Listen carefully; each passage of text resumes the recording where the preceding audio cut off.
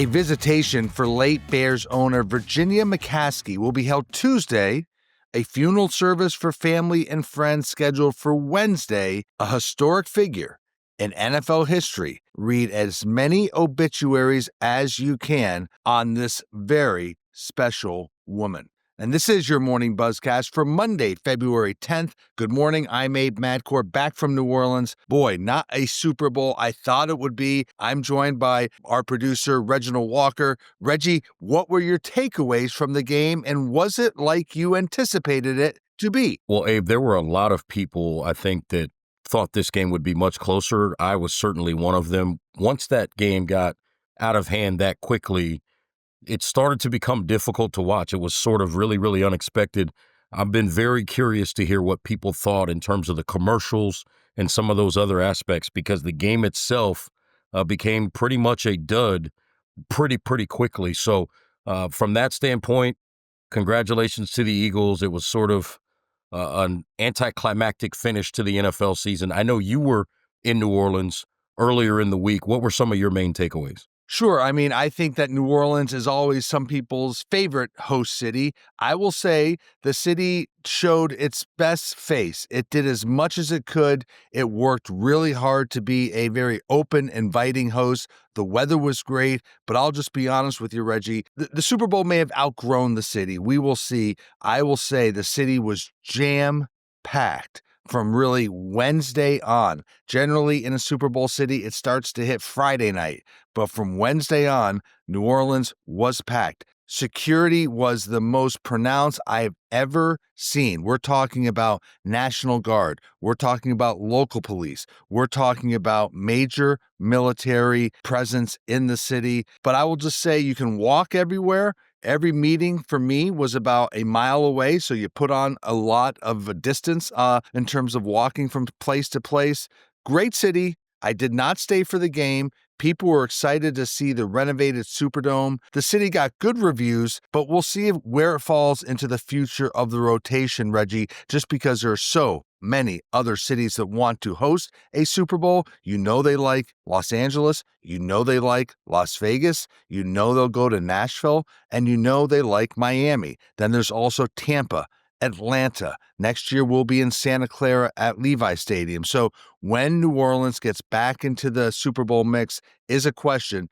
Great city, a lot to do, a lot of fun. But again, it was jammed, and the Super Bowl may have outgrown the city of New Orleans. A few other things, the NFL's media future. We know the league can opt out of its current deal after the 2029 season. That could open the door for very interesting negotiations. Second, the 18-game schedule. There was a little bit of cold water thrown on the 18-game schedule by both NFL Commissioner Roger Goodell and NFLPA Executive Director Lloyd Howell. This is a negotiation, and a negotiation will take place on an 18-game schedule. Global games. How many? What type of media package that will look like? What markets will they go to in terms of the NFL's global expansion? But everybody was interested in that.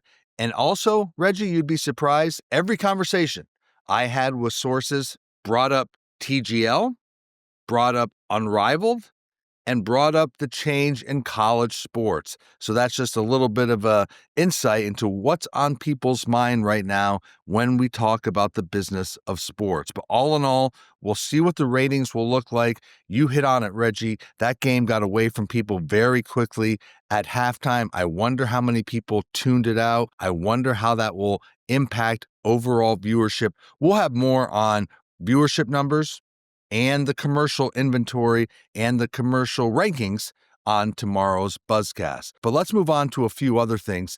Major League Soccer, there was some news on Friday, laid off approximately 30 employees, or about 5% of its workforce at its New York headquarters. The league confirmed the cuts, which come 2 weeks before the start of the regular season, and they called these cuts a planned reorganization. I hate bringing this up because it's basically people losing their job, but it's part of the business. MLS Commissioner Don Garber informed the MLS staff during a town hall Friday afternoon after informing the impacted employees earlier in the day. The layoffs are the first at Major League Soccer since 2020. It will reduce the overall staff to approximately 450 staffers. The layoffs were not focused on any single department or functions, and of course, those dismissed will receive severance packages and some transition benefits. In addition to the layoffs, MLS informed staff that is updating its hybrid work policy. So now they are increasing required in-office attendance from 3 days a week to 4. And let's look at how this compares to other leagues. The NFL has required employees to work 5 days in office per week, and that's been for a long time. They do get 4 flex remote days per month. At Major League Baseball, they also require 5 days in office with 2 flex remote days per month. The NBA, 4 days in office per week with 12 flex remote days per year. And the NHL is currently transitioning from 3 in-office days per week to 4, with flex day details still to be determined. So you get a little bit of an insight into the work policy and the in-office policy of the leagues in New York with that information.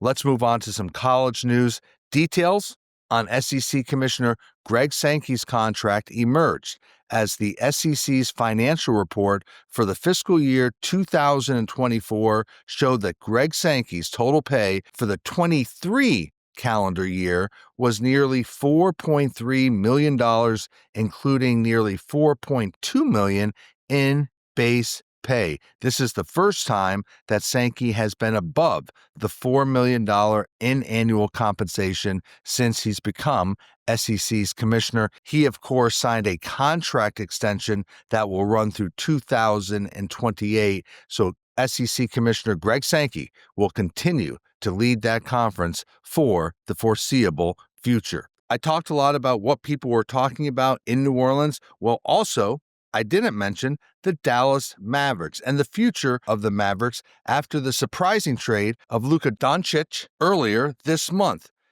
Over the weekend, team governor Patrick Dumont gave his first comments about the trade. He says he stands behind the trade. He offered also some rare comments about the future of the team. He pushed back on the narrative that has gained some legs in the trade's aftermath that the team could be looking to relocate to Las Vegas. He was adamant. He said the Dallas Mavericks are not moving. He said they will stay in Dallas. Now, why is this being brought up? Well, the possibility of casino gambling being legal in Texas has really stalled. And we know that Dumont's family obviously comes from a gaming background. But Dumont said the team will stay in Dallas with or without legalized gaming in Texas. He said the family is committed to Dallas, they're committed to the Mavericks, and that's where the team will stay. But there is a very interesting narrative forming around the Dallas Mavericks that we do want to keep our eye on. And we'll stay in Dallas because news broke Friday that SMU will be looking for a new athletic director, and this comes just months after the school's president, Gerald Turner, announced he was stepping down from his role, and Texas President Jay Hartzell announced he would take over SMU. So now we will see a change with its athletic department as AD Rick Hart will be stepping down after more than a decade of leading SMU. To me, this move shows that the new president will be able to bring in his own athletic director when he officially takes over as president on June 1. Now, Rick Hart has served as SMU's AD since 2012. He's had a very successful run. Most recently, he brought the school to the ACC. He helped secure $100 million in fundraising from donors in support of that move to the ACC. There's also been numerous facility renovations.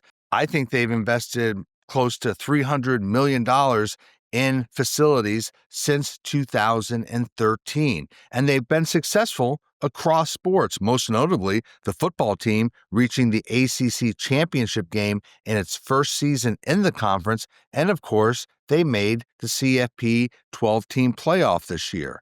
So Rick Hart, good run, very successful run. He came to SMU after being at Tennessee, at Chattanooga. He also was at Oklahoma in various athletic roles. While Rick Hart said that he is taking on a new challenge, he did not specify what his next move will be. Rick Hart comes from a long history of athletic directors. His father, Dave Hart, was an athletic director. His grandfather was in collegiate sports as well. Rick Hart moving on from SMU after more than a decade leading its athletics department.